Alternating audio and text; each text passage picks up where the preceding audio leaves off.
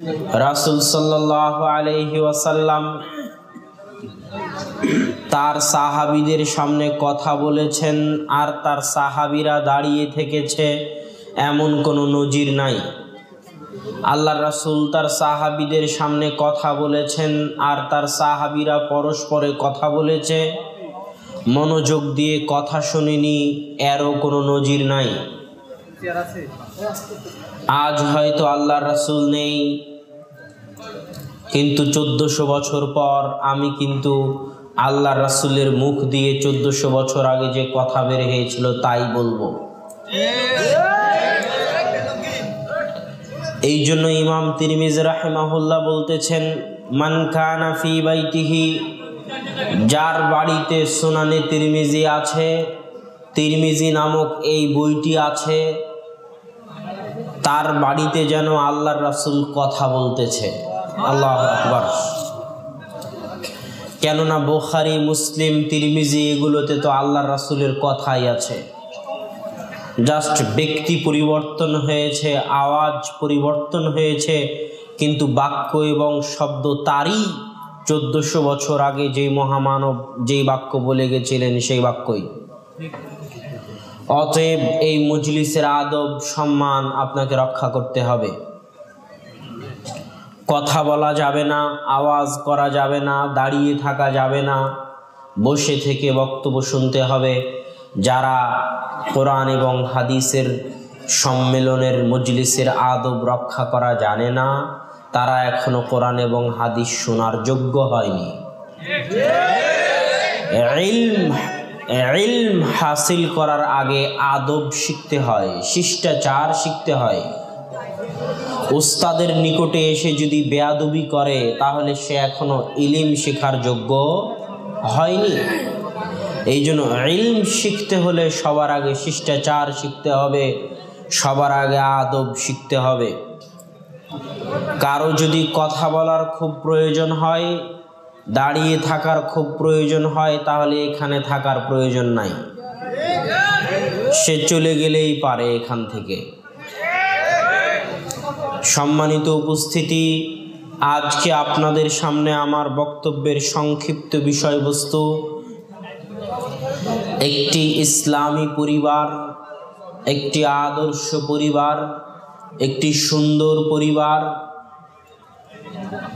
একটি মডেল পরিবার কিভাবে গঠন করা যায়, কিভাবে তৈরি করা যায়, তার উপর গুরুত্বপূর্ণ আলোচনা পেশ করার চেষ্টা করব ইনশাআল্লাহ। যেহেতু আপনাদের এই এলাকাগুলো আহলে হাদিস এলাকা বলে পরিচিত, তাই নয় কি? তো আহলে হাদিস এলাকাগুলোতে মোটামুটি শিরক বেদাত অন্য এলাকার চাইতে কম। আমরা লক্ষ্মীপুর যাই, ব্রাহ্মণবাড়িয়া যাই, নোয়াখালী যাই, সেগুলোতে আলোচনা করতে হয় বেশিরভাগ ক্ষেত্রে তাওহীদ ও শিরকের উপরে। কেননা ওই অঞ্চলগুলো কবর পূজা, মাজার পূজা, পীর মুরিদিতে ভর্তি। আজকের শাহ মখদুমের মাজার যদি সিলেটে থাকতো তো আমার ধারণা শাহজালালের মাজারের চাইতে বড় মাজার বলে পরিণত হতো। কিন্তু শাহ মখদুমের মাজার রাজশাহীতে হওয়াতে আর রাজশাহীতে শিরক বেদাতের অত প্রচলন না থাকাতে ব্যবসা তেমন চলে না, শাহজালালের মতো চলে না। কিন্তু ব্যক্তি শাহ মখদুম রাহিমাহুল্লাহ কিন্তু শাহজালালের মতোই বিখ্যাত। তো এই জন্য আমি যখনই আহলে হাদিস এলাকাগুলোতে কথা বলার সুযোগ পাই, তখন যেটার প্রয়োজন সেটা বলার চেষ্টা করি। আকীদা তো অনেক ঠিক হয়েছে মাশাআল্লাহ, সালাত বুকের উপর হাত বেঁধে পড়তে হবে, রাফুল আদাইন করতে হবে, সেটা তো জানেন মাশাআল্লাহ, কিন্তু একজন মানুষের সাথে কিভাবে ব্যবহার করতে হবে তা তো জানেন না। মুসলিম ভাইয়ের সাথে কিভাবে ব্যবহার হবে তা কি জানেন?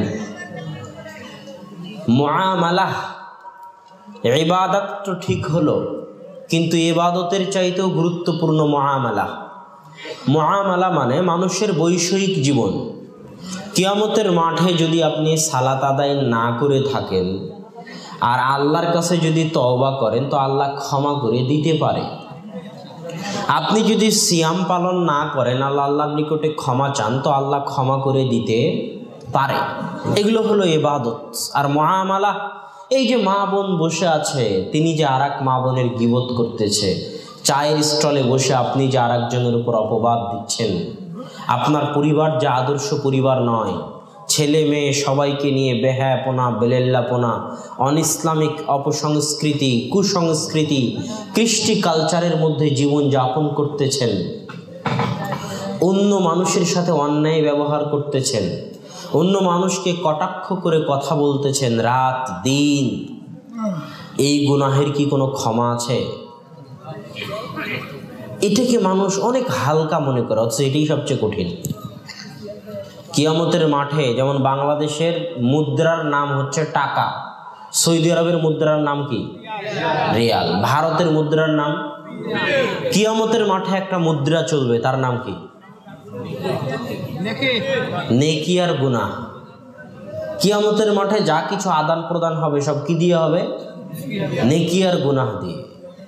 দুনিয়ার মাঠে সালাত আদায় না করে থাকলে আল্লাহর কাছে মাপ পাওয়া যেতে পারে, কিন্তু যদি আর একজনের হক মেরে খান তো আল্লাহ কি মাফ করবেন? তখন কিয়ামতের মাঠে নেকি আর গুনাহের আদান প্রদান হবে। যার যতটুকু হক মেরে খেয়েছেন তাকে হয় ততটুকু নেকি দিয়ে দিতে হবে, অথবা যদি আপনার কোনো নেকি না থাকে দেওয়ার মতো তাহলে তার গুনাহ নিয়ে নিতে হবে। তবুও মাফ পাওয়ার কোনো উপায় নাই যতক্ষণ না দুনিয়াতে সে আপনাকে মাফ করে দেয়। তাহলে এটা কত ভয়াবহ! অথচ আমাদের সমাজ এই জিনিসে সবচেয়ে পিছিয়ে। এই জন্য আজকের বক্তব্যের বিষয় ঠিক করেছি আদর্শ পরিবার, যা আপনাদের জন্য জরুরি।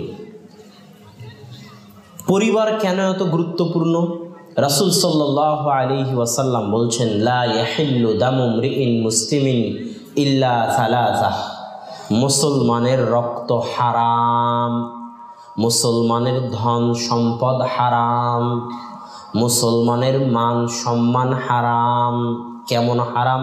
কা হুরমাতি ইয়াউমিকুম হাদা, কা হুরমাতি বালাদিকুম হাদা, কা হুরমাতি শাহরিকুম হাদা।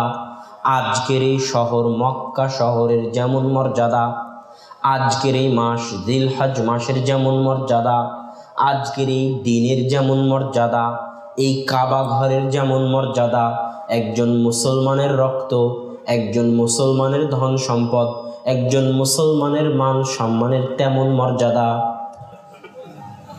রাসূল সাল্লাল্লাহু আলাইহি ওয়াসাল্লাম বলছেন, লাহাদামুল কাবাহ, কাবা ঘর ভেঙে দেওয়া, আহওয়ানু ইনদাল্লাহ, আল্লাহর নিকটে অনেক হালকা একজন মুসলমানকে হত্যা করার চাইতে। বুঝাতে পারিনি আমি, আবার বলি। কল্পনা করেন আপনি নিজে হাতে কুড়াল নিয়ে কাবা ঘর ভাঙতেছেন, এটা আপনার নিকটে যত বড় গুনাহ, দুনিয়ার মানুষের নিকটে যত বড় গুনাহ, আল্লাহর নিকটে একজন মুসলমানকে হত্যা করা তার চাইতে বড় গুনাহ। আল্লাহু আকবার। বাংলাদেশের মানুষ মনে করে যে একাই যদি রাতের অন্ধকারে বাড়ি থেকে বের করে নিয়ে গিয়ে হত্যা করে দিই, ছুরি দিয়ে গুলি করে, তাহলে হয়তো কিয়ামতের মাঠে বিচার হতে পারে। কিন্তু চারঘাট বাজারে ধর ধর, চোর ধর, ডাকাত ধর বলে 15-20 জন মিলে থাপ্পড়, লাঠি, চর দিয়ে যে একজনকে হত্যা করি, তাহলে সেটার মনে হয় কোনো বিচার হবে না। সবাই যখন মারছে আমিও মেরে নিলাম, তার আবার কি বিচার হবে? এরকম ধ্যান ধারণা মানুষের মাথায় কাজ করে না? করে।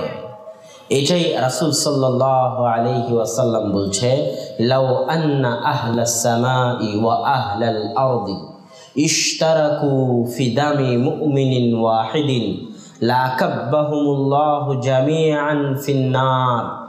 সারা পৃথিবীর সকল মানুষ, আদম থেকে নিয়ে কিয়ামত পর্যন্ত যত মানুষ পৃথিবীতে এসেছে, আছে, আসবে, তারা সবাই একত্রিত হয়ে, সারা পৃথিবীর সকল মানুষ একত্রিত হয়ে, আসমানের সকল ফেরেশতা একত্রিত হয়ে, সকল জিন একত্রিত হয়ে যদি একজন মুমিন মুসলমানকে হত্যা করে, তো আল্লাহ সুবহানাহু ওয়া তাআলা আদম থেকে নিয়ে কিয়ামত পর্যন্ত সকল মানুষ, সকল জিন, সকল ফেরেশতাকে একসাথে জাহান্নামে নিক্ষেপ করতে সরিষার সমপরিমাণ দ্বিধাবোধ করবেন না। আল্লাহু আকবার। এটা একজন মুসলমানের রক্তের মূল্য আল্লাহর নিকটে। যুবক, রাজনীতি করার নামে মুসলমানকে হত্যা করিও না। যে বিএনপি করে সেও মুসলমান, যে আওয়ামী লীগ করে সেও মুসলমান। অতএব রাজনীতির নামে নিজের মুসলিম ভাইয়ের গায়ে হাত উত্তোলন করে নিজের পরকালকে নষ্ট করিও না। অনেক ভয়াবহ গুনাহ। কিয়ামতের মাঠে নিহত ব্যক্তি হত্যাকারীর ঘাড় ধরে টেনে হেঁচড়ে আল্লাহ সুবহানাহু ওয়া তাআলার দরবারে নিয়ে যাবে। নিহত ব্যক্তি, যে নিহত হয়েছে, সে কিয়ামতের মাঠে হত্যাকারীর ঘাড় ধরে টেনে ছিঁচড়ে আল্লাহ সুবহানাহু ওয়া তাআলার দরবারে নিয়ে যাবে। অনেক কঠিন, এর কোনো মাফ নেই। সালাত আদায় না করার মাফ হতে পারে, সিয়াম আদায়ের মাফ হতে পারে, কিন্তু মুসলমানের মান সম্মান নষ্ট করা, মুসলমানের ইজ্জত নষ্ট করা, মুসলমানের ধন সম্পদ নষ্ট করা, মুসলমানের রক্ত প্রবাহিত করার কোনো মাফ নেই। মুসলমানের মান সম্মান কিভাবে নষ্ট হয়? মুসলমানের মান সম্মান গীবত ও অপবাদের মাধ্যমে নষ্ট হয়।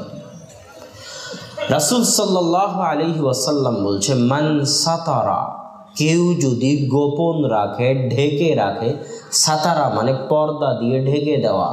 কেউ যদি পর্দা দিয়ে ঢেকে দেয় কোনো মুসলমানের খারাপ কাজ, কোনো মুসলমানের গুনাহের কাজ, তো আল্লাহ কিয়ামতের মাঠে তার গুনাহকেও ঢেকে দিবেন। এটা হলো মুসলমানের সম্মানকে রক্ষা করা, মুসলমানের ইজ্জতকে রক্ষা করা।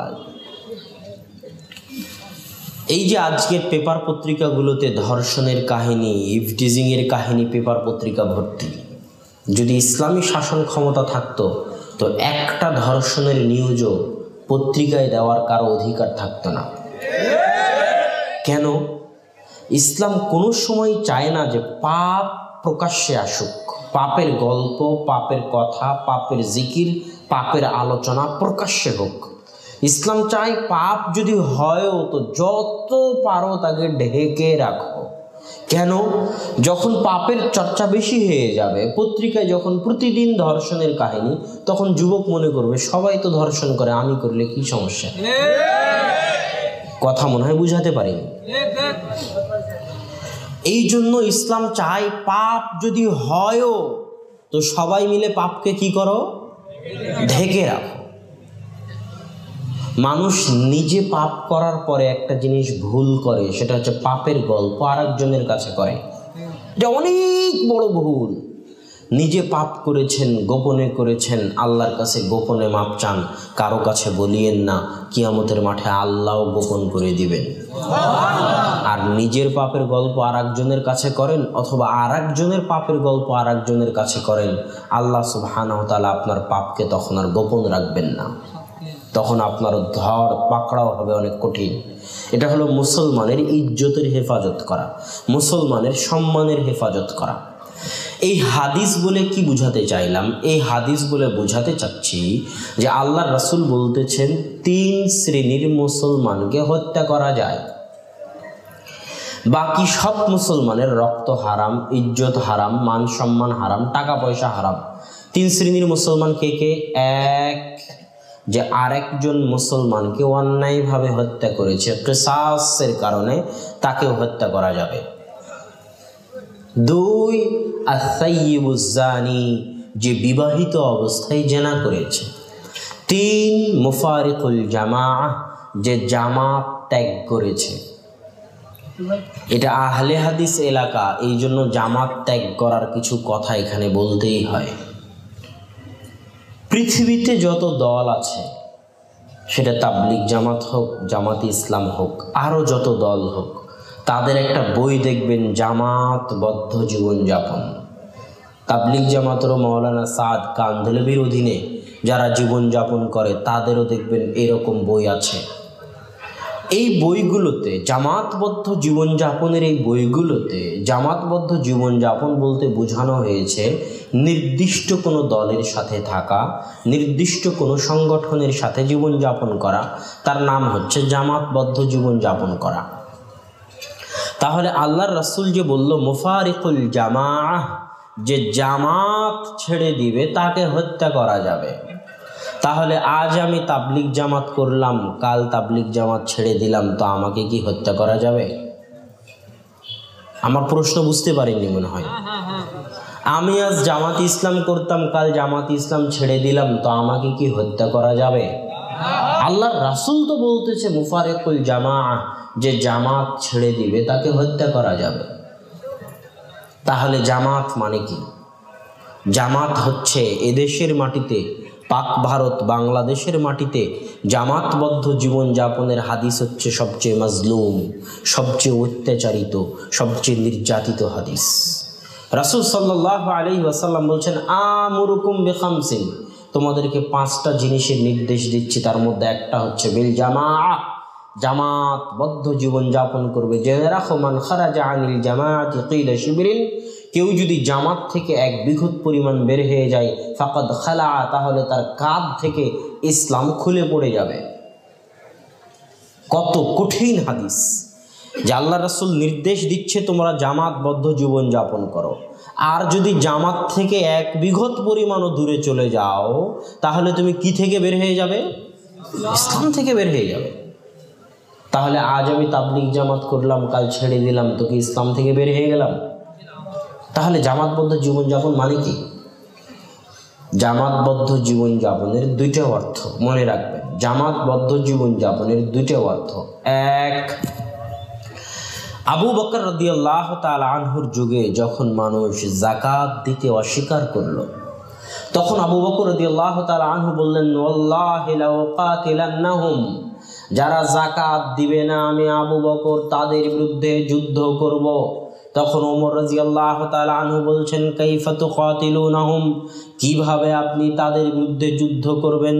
কিভাবে আপনি তাদের বিরুদ্ধে যুদ্ধ করবেন যারা সাক্ষ্য দেয় আল্লাহ ব্যতীত কোনো মাবুদ নেই আর মুহাম্মদ সাল্লাল্লাহু আলাইহি ওয়াসাল্লাম আল্লাহর রাসূল? যারা এই সাক্ষ্য দেয় তারা তো মুসলমান, আর মুসলমানের রক্ত হারাম। আপনি মুসলমানদের বিরুদ্ধে কেমনে যুদ্ধ করবেন? তখন আবু বকর রাদিয়াল্লাহু তাআলা আনহু বলছেন, শোনো ওমর, ওয়াল্লাহি লাউ মানাউনি ক্বালান ইউদ্দুনাহু ইলা রাসূলিল্লাহ, শুনে রাখো ওমর, আল্লাহর রাসূলের যুগে যাকাত দিতে এসে কেউ যদি উট গরু ছাগল, যাকাত দিতে এসে উট গরু ছাগলের সাথে উট গরু ছাগলের যে দড়ি থাকতো ওই দড়িও যাকাত হিসেবে দিয়ে যায়, আর আমি আবু বকর আমার যুগে উট গরু ছাগল রেখে উট গরু ছাগলের গলার দড়িটা খুলে নিয়ে যেতে চাই।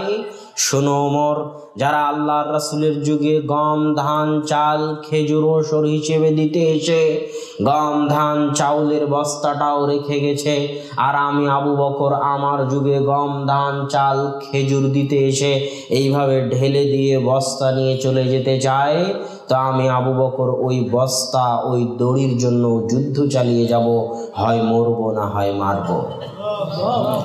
এটা হচ্ছে আবু বকর রাদিয়াল্লাহু তাআলা আনহুর উক্তি। এখন আপনাদের জন্য পরীক্ষা, যারা শ্রোতা, আপনারা তো আহলে হাদিস মানুষ, আপনাদের পরীক্ষা যে আবু বকর রাদিয়াল্লাহু তাআলা আনহু যে এই সমস্ত যাকাত অনাদায়কারীদের হত্যা করতে চাইলেন, আর ওমর রাদিয়াল্লাহু তাআলা আনহু যে বলছেন এরা মুসলমান, এরা কাফের হয়নি, এদের আপনি কেমনে হত্যা করবেন? তারপরেও কেন আবু বকর রাদিয়াল্লাহু তাআলা আনহু তাদের বিরুদ্ধে যুদ্ধ চালিয়ে যেতে চাইলেন? উত্তর কি? আল্লাহর রাসূলের হুকুম অমান্য করলেন। আর ওই যে সুন্দর পিছন থেকে যিনি বলেছেন জামাত ত্যাগ করা, মুফারিকুল জামাআহ, যে জামাত ছেড়ে দিবে তাকে হত্যা করা যাবে। ওরা জামাত ছেড়ে দিয়েছে, ইসলামী খেলাফতের খলিফার বৈধ নির্দেশ আপনি মানতে বাধ্য। ইসলামী খেলাফতের খলিফার প্রত্যেক জায়েজ নির্দেশ আপনি মানতে বাধ্য। যদি আপনি ইসলামী খেলাফতের খলিফার জায়েজ নির্দেশ না মেনে তার বিরুদ্ধে বিদ্রোহ করেন, তার বিরুদ্ধে বাগাওয়াত করেন, অস্ত্র উত্তোলন করেন, তাহলে আপনি জামাত থেকে বের হয়ে গেছেন, আপনি খারিজি। খারিজি মানে যে বের হয়ে যায়। কি থেকে বের হয়ে যায়? জামাত থেকে বের হয়ে যায়। তো যে খারিজি, যে জামাত থেকে বের হয়ে গেছে, সরকার চাইলে তাকে হত্যা করতে পারে। তার দলিল আল্লাহ রাসূলের এই হাদিস, যে জামাত থেকে বের হয়ে যাবে সে ইসলাম থেকে বের হয়ে যাবে, যে জামাত থেকে বের হয়ে যাবে তাকে হত্যা করা যাবে, তার দলিল এই হাদিস। এই জন্য ইসলামী খেলাফতের খলিফার মুসলিম রাষ্ট্রের বৈধ শাসকের যে কোনো জায়েজ নির্দেশ, নাজায়েজ নির্দেশ মানার প্রয়োজন নাই। যে কোনো জায়েজ নির্দেশ আমি আপনি মানতে বাধ্য। যদি না মেনে বিদ্রোহ করি, বাগাওয়াত করি, অস্ত্র উত্তোলন করি, তাহলে আমি খারিজি জামাত থেকে বের হয়ে গেছি, আমার রক্ত হালাল, আমাকে হত্যা করা যাবে।